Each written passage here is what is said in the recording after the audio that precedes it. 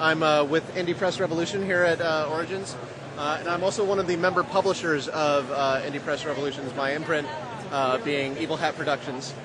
We publish Spirit of the Century and Don't Rest Your Head, and we're working on the upcoming Dresden Files RPG. I've done some writing. I also do layout, book layout, and stuff like that. So there's some other titles here like Sorcerer of Zoe, and a few others that I've done layout work on. But yeah, I'm just kind of all up in the indie scene, if you want to call it that, right now. I used to do customer service for an internet company, and somehow that turned into a skill set that helps me convey the indie awesome to the world. I did some of the writing for Spirit of the Century. Don't Rest Your Head was all me, and was basically a combination of some personal insomnia and listening to something about a news story about insomnia on NPR, where I heard about them talking about a drug that the military had developed that allowed soldiers to not feel the side effects of sleep deprivation until they killed over and died. But my thought, of course, being a role player, was, what if they don't kill over and die? What if they become superheroes? Really strange, screwed up superheroes. So it's a game about people who are so tired and so crazy from being so tired that they see through the lie that reality is and venture into the mad city where nightmares walk the streets.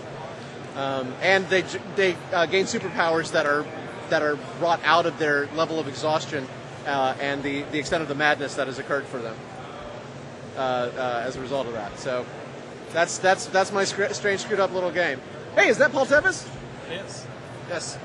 I was talking about Artesia by Mark Smiley, which happens to be one of my favorite graphic novels, which is, Mark clearly has a great love of history and religion, and he's created a world that's originally, I think, based off of a RuneQuest game that he ran, but it's a world where you have very much like a clash of cultures, the old world, the old religions. You've got this part of the world that's sort of like Europe on the cusp of the Renaissance, and they're vaguely heretical humanists, and this ancient evil empire is awoken, and war is coming, and the main character is Artesia, who is a sorceress and the head of a mercenary company, and it's about this is basically their adventures sort of during the war. And then Mark has got 3 volumes of that out right now. I think there's eventually going to be 12. Yeah, is the plan? He actually might have one going for each card in his tarot deck. Right. So it could be more than 12. Could be 22. But yeah, he's got these 3, Artesia Field, Artesia Fire, and he's in the middle of Artesia Flame. All right, Artesia Besieged. Yep. Yep. And then he did a game set in that world based off of it. Apparently, I talked when Fred. Now, I helped produce The Voice of the Revolution, which is the official podcast of Indi Press Revolution, along with Brendan Taylor, who sadly could not be here. Yep, he's our CEO, but his day job is eating his face. Yes. So every month, Brendan and I talk about what's new. We review games that are available on the site. We talk to either creators or other people involved in some way. So like we were talking to Tor Olasrud, who is he's an editor. He's actually now the sort of line developer for Artesia and for the Mouse Guard RPG, which is coming out. We talk to we do short interviews, and then we talk about what's going on sort of in our gaming, because we play a lot of these games. I mean, it's not just that we're involved in the commerce. Like, the reason we're involved with this stuff is because we love these games and we play these games and we have a good time with them. But IPR is. I want to say it's an alliance of publishers, small independent publishers who are doing short runs, who want to avoid the 3-tier distribution system.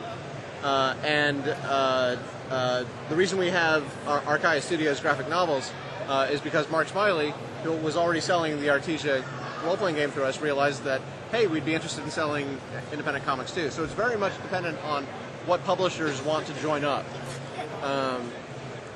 We do have for quality control to make sure that the level of our quality in our catalog is something that we can be proud of and honestly enthusiastic about selling.